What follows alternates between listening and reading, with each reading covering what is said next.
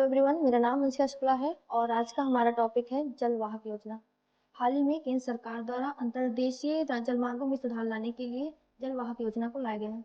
इस योजना को 3 साल के लिए लाया गया है और इस योजना में जो राष्ट्रीय जलमार्ग नंबर 1 जो गंगा नदी पर बना हुआ है, दूसरा जो ब्रह्मपुत्र नदी पे बना हुआ है, 16 नंबर पे जो बराक नदी पे बना हुआ है, इसको और अधिक इसमें सुधार लाने के लिए, इसकी क्षमता को बढ़ाने के लिए, साथ ही साथ नए जलमार्गों की खोज करने के लिए लाया गया है। इस योजना को लाने के पीछे का उद्देश्य है, पहला है कि परिवहन लागत में कमी।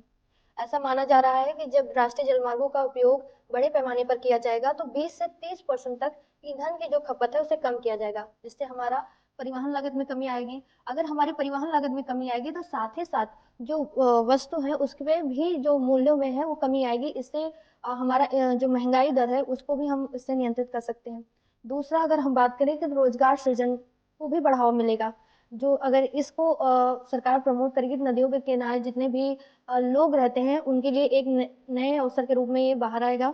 तीसरा, हम कहें तो सबसे इम्पोर्टेंट जो कि चल रहा है, पर्यावरण में सुधार की बात कर सकते हैं हम इसमें, क्योंकि अगर हम राष्ट्रीय जलमार्गों का उपयोग करेंगे, ईंधन की खपत कम होगी तो हमारा जो इन्वायरमेंटल कॉस्ट है वो उसमें भी कमी आएगी।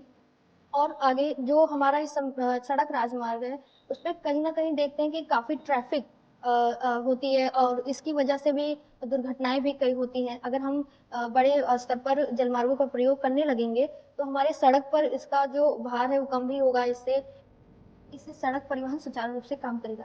साथ ही साथ जो अभी हम देखें तो वर्तमान में भारत में चलता है कि सड़क या तो सड़क परिवहन का यूज होता है या तो रेलवे का यूज होता है। तो कहीं ना कहीं इनमें जैसे ट्रैफिक की वजह से या रेलवे में देरी की वजह से जो सामान है वो सही समय पर सही जगह नहीं पहुंच पाता है, जिससे हमारी सप्लाई चेन भी टूटती है और समय भी काफी ज्यादा लगता है। तो अगर हम राष्ट्रीय जलमार्गों का उपयोग करेंगे तो हमारी समय की भी बचत होगी और सही समय पर सामान सही जगह पर भी पहुंच सकेगा। इस योजना को सुचारू रूप से लागू करने पर भारत को आर्थिक, सामाजिक और पर्यावरणीय लाभ मिलेगा।